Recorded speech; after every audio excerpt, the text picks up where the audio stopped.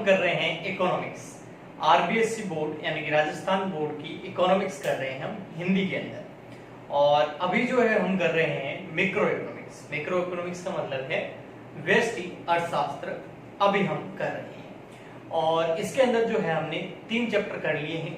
आज के लेक्चर के अंदर हम स्टार्ट करने वाले हैं चैप्टर नंबर 4। और चैप्टर नंबर 4 ये रहा, और इसका नाम है मांग की कीमत लोच, यानी कि प्राइस एलास्टिसिटी ऑफ डिमांड। ठीक है, तो ये चैप्टर आपको अच्छे से तभी समझ में आया होगा जब आपको लास्ट वाला चैप्टर समझ में आया होगा, जिसके अंदर एक रूल था डिमांड और प्राइस के बीच में क्या संबंध होता है, यानी कि किसी वस्तु की कीमत और किसी वस्तु की मांग। ठीक, प्राइस और डिमांड इसके बीच में कैसा संबंध होता है, तो आप लोगों को पता ही है। थोड़ा सा वो बताना पड़ेगा तभी ये चीजें समझ में आएगी, ये वर्ड समझ में आएंगे। तो आपको पता था कि किसी वस्तु की, लास्ट लेक्चर के अंदर हमने पढ़ा कि किसी वस्तु की प्राइस और किसी वस्तु की डिमांड, अन्य बातें समान रहने पर, ठीक है। तो प्राइस का मतलब क्या हो गया, कीमत, और डिमांड का मतलब क्या हो गया, मांग। ठीक है, तो किसी भी वस्तु की प्राइस और किसी भी वस्तु की डिमांड के मध्य कैसा संबंध होता है, इनके मध्य जो संबंध होता है वो कैसा होता है, इनके बीच में कैसा रिलेशन होता है, तो प्रतिलोम, यानी कि रिवर्स। इनके मध्य प्रतिलोम यानी कि रिवर्स संबंध, रिलेशन होता है। कहने का मतलब जब किसी वस्तु की प्राइस बढ़ेगी, प्राइस क्या होगा, बढ़ेगी, तो उस वस्तु की डिमांड यानी कि उस वस्तु की मांग कम होगी। जब किसी वस्तु की कीमत घटेगी यानी कि किसी वस्तु की प्राइस में कमी आएगी, उसका मूल्य कम होगा, प्राइस कम होगी, कीमत कम होगी, तो उस वस्तु की डिमांड बढ़ जाएगी। ठीक है, सस्ती होगी तो लोग खरीदेंगे। अन्य बातें समान रहने पर प्राइस और डिमांड के मध्य ऐसा संबंध होता है। ये हमने लास्ट लेक्चर के अंदर बहुत ही अच्छे से समझा। इससे रिलेटेड ही है मांग की कीमत लोच। ये बोलते हैं कि ठीक है, डिमांड और प्राइस के मध्य जो संबंध होता है प्रतिलोम होता है, रिवर्स होता है, हमें पता है। ठीक है, हमें पता है कि किसी वस्तु की प्राइस बढ़ेगी तो उसकी डिमांड कम होगी, किसी वस्तु की अगर प्राइस कम होगी तो उसकी डिमांड बढ़ जाएगी। लेकिन ये नियम ये कह रहा है, ये चैप्टर ये बताएगा हमको मांग की कीमत लोच का मतलब ये होता है, ध्यान से सुनना जो अब मैं बोलने वाला हूं, और इसी के साथ हम इस चैप्टर के अंदर एंटर हो जाएंगे। तो क्या बोलने वाला हूं वो ध्यान से सुनना, कि किसी वस्तु की प्राइस बढ़ने पर उस वस्तु की डिमांड कम होगी, ठीक, लेकिन कितनी, यानी कि किसी वस्तु की प्राइस अगर बढ़ती है तो उसकी डिमांड में कितनी कमी आएगी, कितनी परसेंटेज में, है ना, या कोई मूल्य में, या कोई यूनिट्स के अंदर, या कोई फिगर के अंदर, या परसेंटेज के अंदर। लेकिन यह पता करना कि किसी वस्तु की अगर प्राइस बढ़ती है तो उसकी डिमांड में जो कमी तो आएगी, ये तो पक्का है कि किसी वस्तु की प्राइस बढ़ेगी तो डिमांड कम होगी, लेकिन कितनी डिमांड कम होगी, यानी कि कहने का मतलब यदि किसी वस्तु की प्राइस कम होती है, यानी कि किसी वस्तु की कीमत क्या हो जाती है, कम, तो उसकी डिमांड बढ़ जाएगी। लेकिन डिमांड बढ़ेगी तो ये तो ठीक है, लेकिन कितनी, कितनी डिमांड बढ़ेगी, इसको ही बोलते हैं मांग की कीमत लोच, यानी कि प्राइस एलास्टिसिटी ऑफ डिमांड,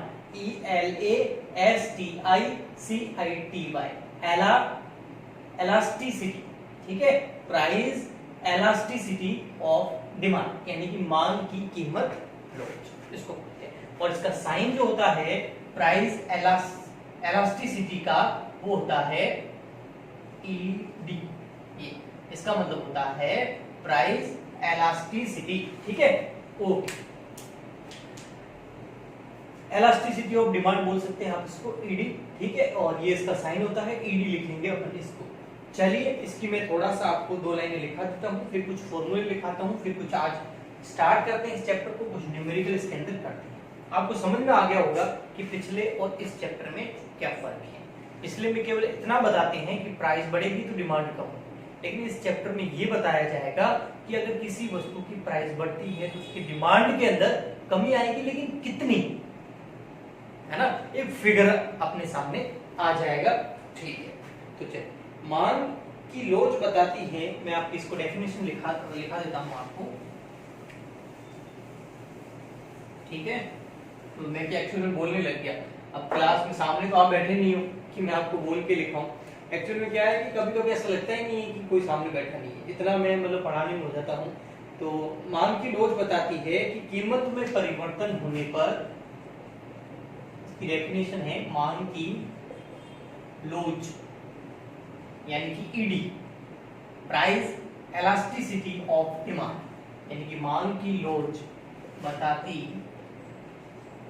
है कि कीमत में परिवर्तन होने पर, कि कीमत में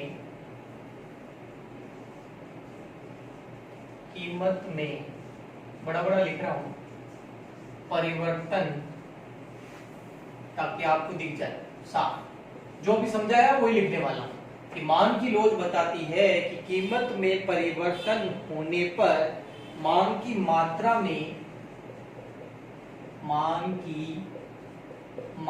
में कितना परिवर्तन होगा। ये एकदम सिंपल लैंग्वेज लिखा है मैंने आपको, ठीक है ना।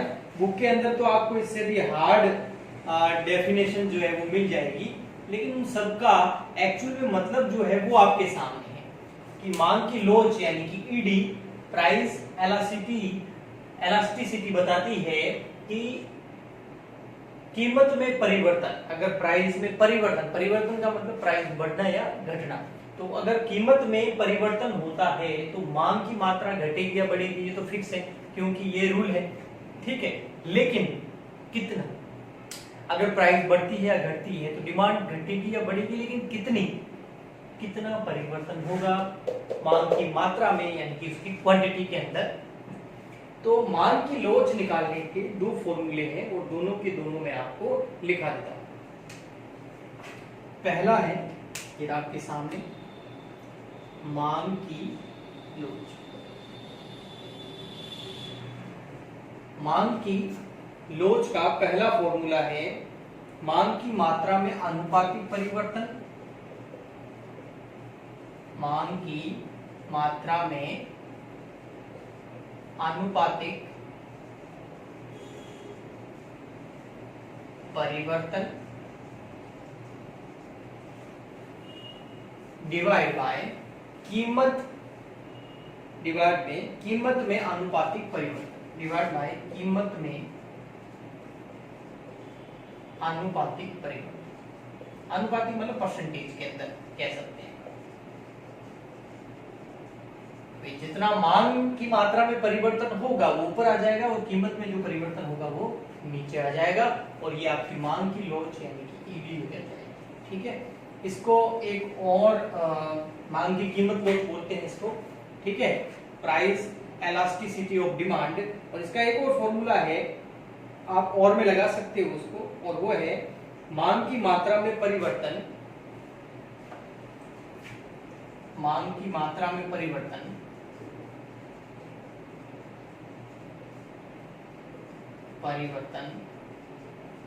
अपन, ये आपकी है ना बुक के अंदर लिखे हुए ये सारे फॉर्मूले। ठीक है, मांग की प्रारंभिक मात्रा, मांग की प्रारंभिक मात्रा। वैसे फॉर्मूला आपको वही लगाना है, जब कैलकुलेशन उस फॉर्मूले में कई बार हार्ड हो जाएगी तब आप ये फॉर्मूला लगा सकते हैं। ठीक है, कीमत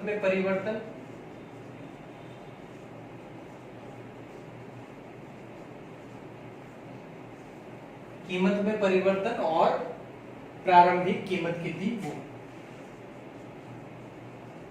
शुरू में प्राइस कितनी थी, बाद में कितनी हो गई, बाद में जो चेंज हुआ ऊपर आ जाएगा, जो ओपनिंग थी वो नीचे आ जाएगी, यहाँ पर जो चेंज हुआ ऊपर आ जाएगा, ओपनिंग जो थी वो नीचे आ जाएगी। ठीक है, तो ये थे दो फॉर्मूले जो आपको लिखने हैं और याद भी करने हैं।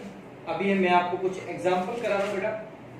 ठीक है, अपन ये फॉर्मूले लगाते हैं, तो इन फॉर्मूलों को लगाते हैं तो जो है ये वाला फॉर्मूला आप लिख देना भले, ठीक है ना, बाद में अभी जो मैं इसको थोड़ा हटा देता हूँ, एक ही फॉर्मूला रखता हूँ मेरे पास, फर्स्ट वाला, ठीक है, अपन उससे कुछ सॉल्व करके देखते हैं। आप लिख लेना ये सब कुछ पहले, ठीक है। देखिए फॉर एग्जांपल लेते हैं कि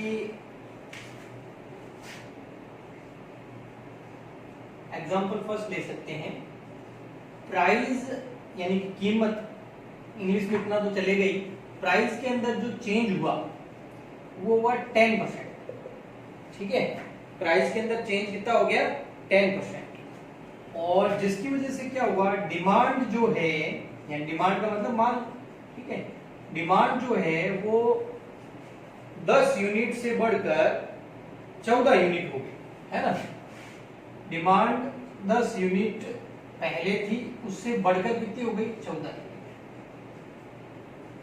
तो प्राइस के अंदर चेंज कितने हैं 10%, वो तो हम दे रखे हैं। तो देखिए जैसे यहाँ पर हम इसको लगाएं, अगर मांग की कीमत लोच के अंदर, तो यहाँ पर देखिए सबसे पहले हमको क्या चाहिए, जैसे फॉर एग्जांपल अपन को ये फॉर्मूला मैं अगर यहाँ पुटअप करूं, तो देखिए सबसे पहले चाहिए मांग की मात्रा में आनुपातिक परिवर्तन, वो तो निकालना है, लेकिन कीमत में आनुपातिक परिवर्तन कितना है 10%, है ना, कीमत में प्राइस कितनी चेंज हुई 10% है, अगर परसेंटेज में देखें तो ये तो हमको पता है, यहाँ लिख दो। हाँ, डिमांड कितनी चेंज हुई वो सिर्फ यूनिट में है, उसको परसेंटेज में निकाल देते हैं, चेंज इन डिमांड, ठीक है, क्योंकि ये प्राइस परसेंटेज में चेंज दिया रखा है तो क्वांटिटी भी परसेंटेज में निकाल देते हैं।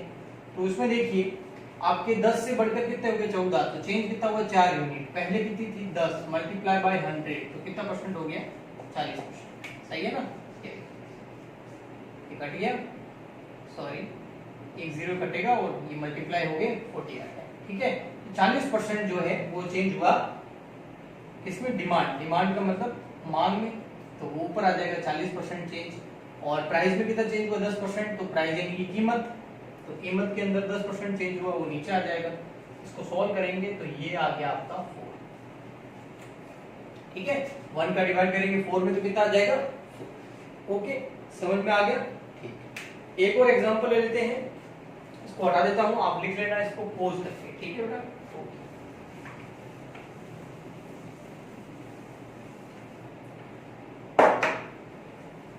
हाँ जी। नेक्स्ट है, आज ये चैप्टर स्टार्ट करना था बस, तो आप ज्यादा से ज्यादा, अपना नया चैप्टर स्टार्ट हुआ है तो ज्यादा से ज्यादा बच्चों तक इसको शेयर कर देना, आपके जो भी जान पहचान वाले हैं, जिनके इकोनॉमिक्स से आपके स्कूल के फ्रेंड्स हो गए, क्लासमेट्स हो गए, आपके फेसबुक ग्रुप पे कर सकते हो आप, अगर व्हाट्सएप पे कर सकते हो आप, इंस्टा चलाते तो वहाँ कर सकते हो, जो भी है कॉमर्स के अपने स्टूडेंट्स उन तक पहुँचाइए, अगर वो इकोनॉमिक्स नहीं भी उनके हैं तो भी पहुँचाइए, तो उनके अकाउंट्स जो नया चैप्टर मंडे को स्टार्ट होने वाला है वो उनके काम आ जाएगा, बिजनेस स्टडी उनके काम आ जाएगी, ठीक है।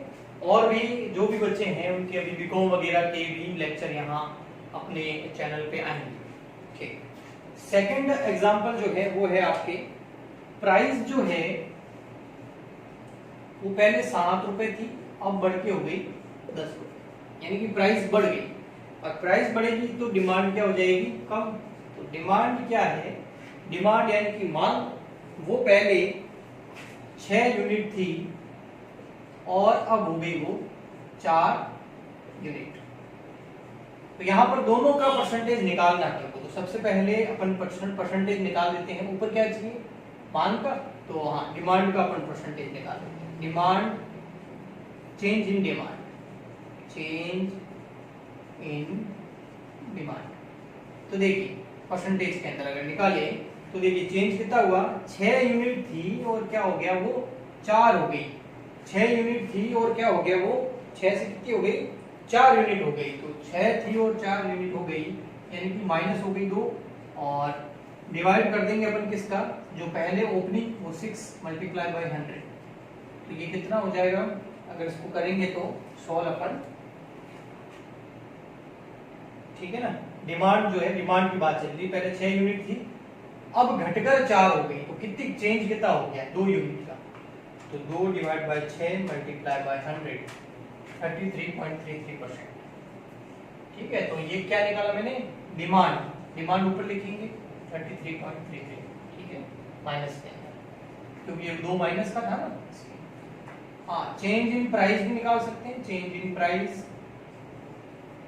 प्राइस के अंदर पहले प्राइस 7 रुपए थी, अब बढ़कर कितनी होगी 10 रुपए। तो ये तो प्लस में ही है, 7 से 10 हो गया तो 3 रुपए। पहले कितनी थी 7, जो ओपनिंग है वो नीचे आएगा हमेशा। देखिए ना यहाँ पर 6 आया था या 7 आया था, ठीक है।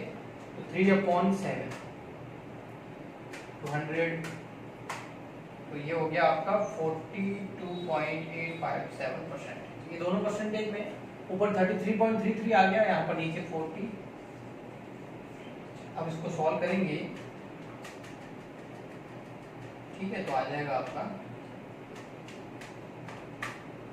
ये आ गया आपका माइनस के अंदर ही आएगा 0.777, फिर और 7 है, 8 कर सकते हो आप इसको, ठीक है। तो ये तो ऐसे ये क्या निकला है, ये ईडी निकला है। ईडी का मतलब क्या हो गया, ईडी का मतलब क्या है, प्राइस एलास्टिसिटी ऑफ डिमांड, यानी कि मांग की कीमत लोच, ठीक है, या मांग की लोच इसको बोल सकते हैं। तो कुछ परिचय देना था और इस चैप्टर के बारे में बताना था, ये क्या होता है। पिछले चैप्टर से ही रिलेटेड है। पिछले चैप्टर में केवल अपन ने प्राइस और डिमांड के बीच का रिलेशन पता किया था। यहाँ पर उस रिलेशन को और अपन आगे बढ़ाएंगे, एक्सप्लोर करेंगे पूरी चीजें, और ये पता करेंगे अगर किसी वस्तु की कोई प्राइस चेंज होती है, यानी कि बढ़ती या घटती है, तो उसकी डिमांड पे भी उसका असर पड़ता है, लेकिन कितना बढ़ेगा। तो वही आज थोड़ा बहुत मैंने आपको बताया। तो ठीक है, तो आज के लिए ये इतना ही। कल अच्छे से और करेंगे इसको। इस वीडियो को लाइक कीजिए, शेयर कीजिए, चैनल सब्सक्राइब कर लीजिए, अपने दोस्तों के साथ शेयर कर लीजिए। मिलते हैं अगले वीडियो में, तब तक के लिए गुड बाय।